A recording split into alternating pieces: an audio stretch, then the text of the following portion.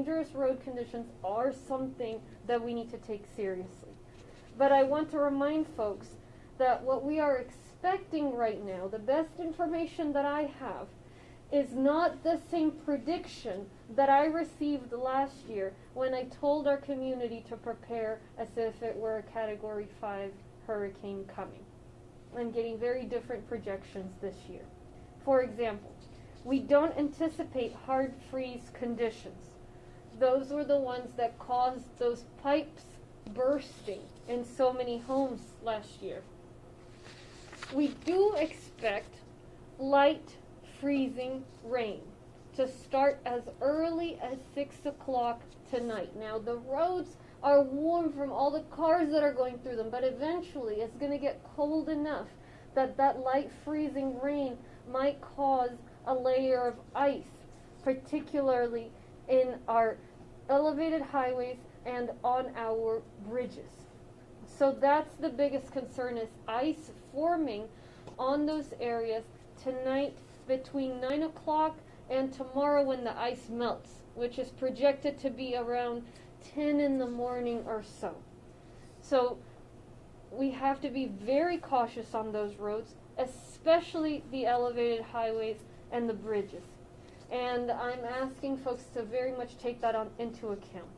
Here's what we're doing. Over the past 48 hours, we've been in close coordination with all of our partners. They're working with the National Weather Service, with the Red Cross. We're working with TransStar, with the Sheriff's Office, law enforcement, our commissioners. They are ready to go to de-ice roads, to put down materials to protect them from the ice. I have asked our Emergency Operations Center as of 3 o'clock today to activate to level 3.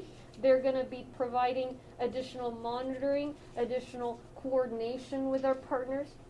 TxDOT crews, Texas Department of Transportation, are treating roadways. They're on standby. In terms of sheltering, local law enforcement has been working for a few days already with folks living in homelessness to make sure that they have opportunities for shelter, that those who don't wish to shelter have blankets.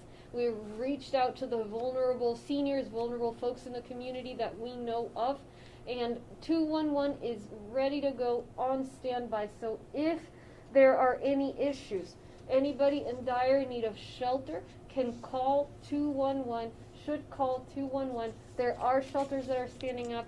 I'm not going to give the specific information because there are various degrees of standing up. So if you need shelter, call 211 and they'll direct you to the appropriate shelter. I need to note, 911 is for emergencies only.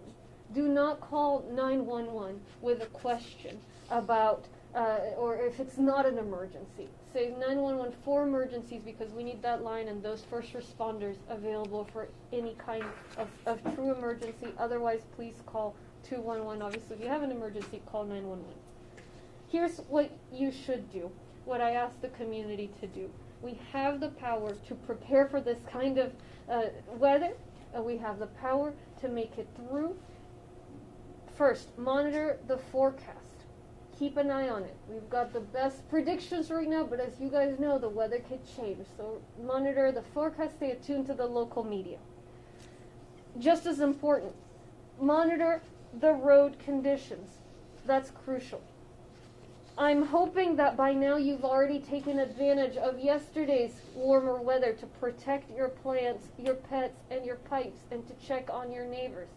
Either way, there's winter preparedness tips on readyharris.org, and that website also links out to the TransStar page, which has the weather conditions. I ask that folks not go out overnight unless you truly need to, and even then. And here's why. Ice can be invisible in our highways. The biggest concern are those overpasses and those bridges, especially the northern and western parts of town. That's when most of the concern is. But we don't want to see a pileup. We don't want to see accidents because of ice. And we have the benefit that the weather is going to get colder and cause that, possibly that layer of ice overnight.